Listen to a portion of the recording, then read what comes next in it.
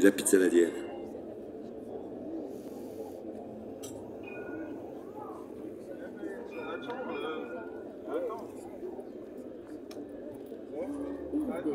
Bonjour Michel Rivasi, eurodéputé Europe Écologie Les Verts, candidate juste derrière Yannick Jadot en numéro 2, enfin ce sera validé en avril mais c'est bien parti comme ça. Un mot d'abord à propos du glyphosate, c'est une belle victoire pour vous, une victoire politique, une victoire juridique, car vous allez pouvoir accéder à une partie des études non publiées sur les risques de cancer liés au glyphosate. C'est le tribunal de l'Union européenne qui vous a donné raison, contre l'avis d'ailleurs de l'Agence européenne de sécurité des aliments. Qu'est-ce qui a fait basculer le dossier?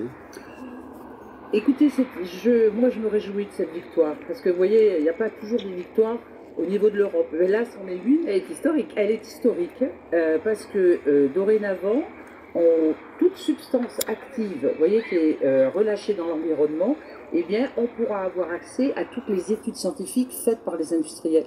Rappelez-vous de cette fameuse saga du glyphosate, où d'un côté, vous avez l'Agence européenne qui dit c'est pas cancérigène, et de l'autre côté, vous aviez l'OMS qui disait que c'était probablement cancérigène.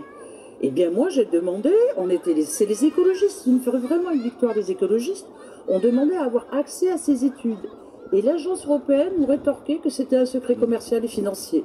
Or, ça touchait notre environnement et notre santé. Ça va changer quoi, cette décision? Eh bien, ça va changer que, dorénavant, pour toutes les substances actives, toutes les substances chimiques, eh bien, n'importe quel parlementaire, n'importe quel expert pourra avoir accès à toutes ces études scientifiques. Et c'est ça la science. La science, c'est la transparence. Emmanuel Macron a dit OK pour bannir cet herbicide le plus répandu dans le monde, mais il dit aussi que la France ne parviendra pas à s'en passer à 100% d'ici 2021. Vous y comprenez quoi? J'y comprends qu'il n'est pas motivé pour arriver à l'interdiction du glyphosate. Il aurait d'ailleurs dû l'inscrire, enfin, notamment les députés auraient dû l'inscrire dans la loi, et chaque fois il recule. L'argument, c'est de dire que refuser le glyphosate aujourd'hui à 100%, avant 3 ans, ce serait tuer l'agriculture française. Mais écoutez, en tout cas, ça ne serait pas tuer l'agriculture.